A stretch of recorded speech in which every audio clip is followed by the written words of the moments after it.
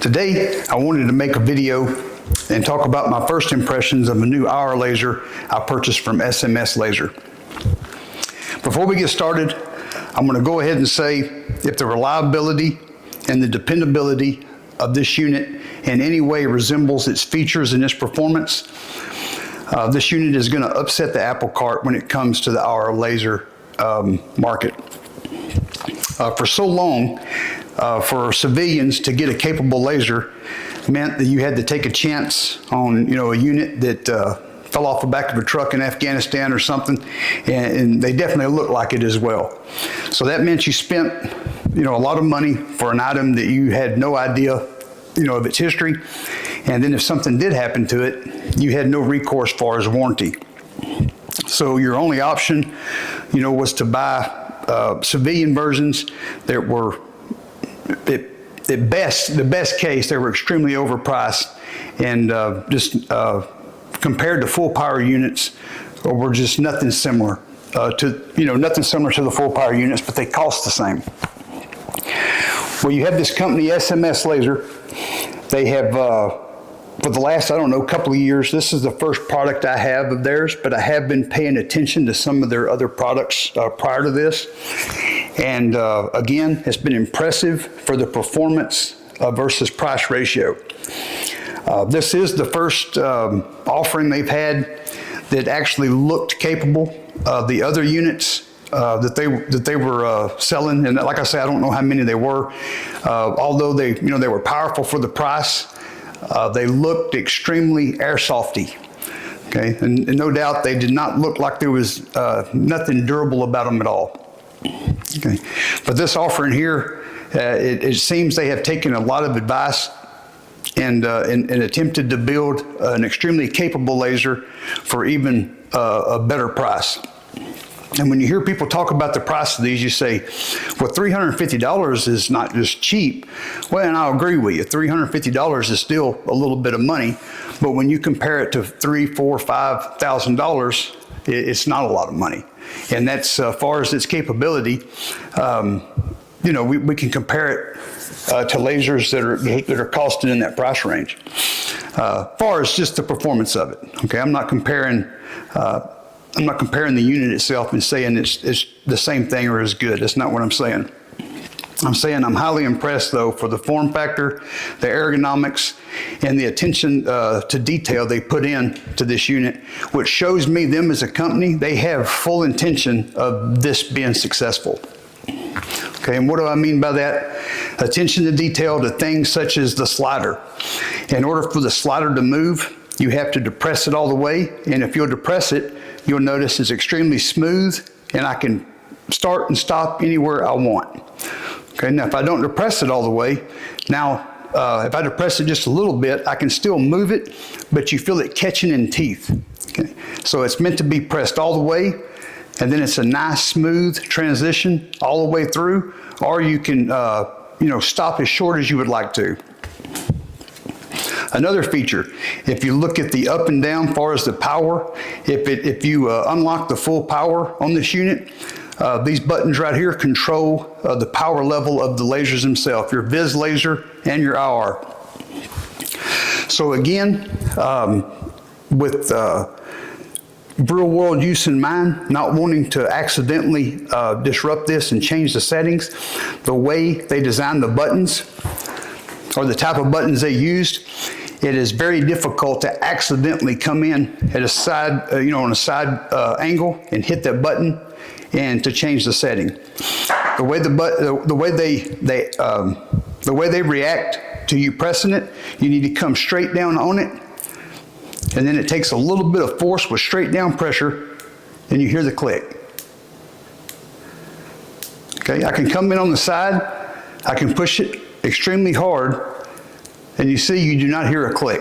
Okay, the fire control button, ergonomically, it's in a perfect place for left or right hand. Also, the fire control button is tactile, and it's very positive. When you engage, you can tell by it's tactile. You can feel that the button is engaged, and then you can feel when you come off of it. Okay, I really like that. Oh, the traverse battery compartment. If you look at the new B.E. Myers unit, okay, this resembles that. And what this is taking the battery compartment. If you look at most units, the battery compartment runs in parallel with the recoil impulse. Okay, when you take and change the position of it, now your battery compartment and your terminals is not eating that recoil every time the weapon fires. And basically what this should do is give it the electronics of this unit some more durability and make it more rugged. Okay, the clamp on it. If you look on the clamp and how it mounts, okay, you have a nice big cross bolt that goes over to a clamp that's like about 1 1/8 inches. 1 1/8 inches, I think, the clamp, so you have a nice clamping surface. And then you have a recoil lug about right here. And then you have your crossbow that also acts as a recoil lug. I've heard some people talk about where the recoil lug is actually placed may limit to where you're gonna, put the laser. As far as my use case, I mean, it's perfectly fine. Okay, but it is something to be aware of. Talking about the switches, the power, the selector knob here for the power setting.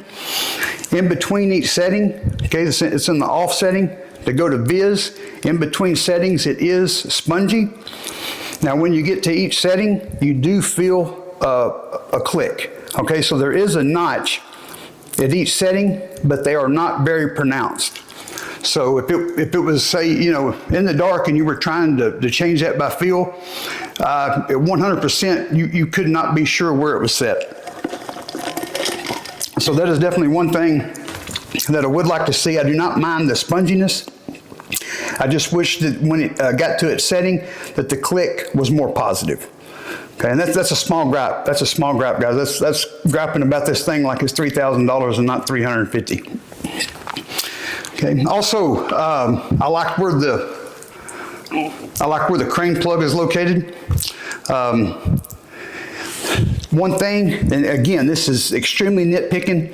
If you look at the strap that holds the battery cap and the strap for the plug that goes to your crane plug, those are just a little bit cheesy. And like I say, guys, I'm extremely nitpicking there. That does not bother me in the least. I'm just pointing out everything that I see. Something else that I wish was a little different, and again, it's not a deal breaker at all. I just wished it was different. I wished the adjustments for the laser, you had a little bit bigger slot. I mean, that's a little bitty slot. You're going to have a small screwdriver. I mean, hopefully we're not going to have to be changing this on the fly. I mean, if we are, like I say, it's not worth anything if it doesn't hold zero and work. So that should not be a problem. On the positive side of that, of them being small, they seem to be built very well. There is very little, if any, play at all in them, and they're very tactile. So the adjustments feel very good. Lastly, the diffuser cap. Okay. One thing, it works extremely well on high and low setting. The thing I see about it, it looks like I do not know how durable it is going to be. We shall see. On the positive side of that, it's not going to be hard to replace, if it is a problem, and it would not be difficult to upgrade it either. All right, guys, I think I've covered it all. I say when I first got it, I did take it out and compare it against some of my other lasers, and the performance of it, I'm going to say it again, is amazing. Not just for $350, for if it was a lot more expensive, the performance would still be impressive for the unit. The reason I am not making a video of all that, there's already a gentleman. There's no way, I could come close to doing better than what he's already done. So if you're interested in looking at a lot of objective information, details that's good to know about it, if you're thinking about investing in one, the gentleman's YouTube channel is 4MR Ranch. So it's 4 Mary Robert Ranch. And that is the YouTube channel. I have no affiliation with the gentleman, nor do I know him, but he puts out extremely good information when it comes to reviewing these type units, and it's not an opinion. It's It's information that he can back, and it's actually done in a scientific manner. So objective information, which is what I like. All right, guys, I will keep y'all posted. I will keep you posted about how she holds up. But like I say, first impressions, I am really impressed with this guy. So thank you for your time. Thank you for watching. Any questions, please reach out. And remember, love your enemy, but keep your guns oiled.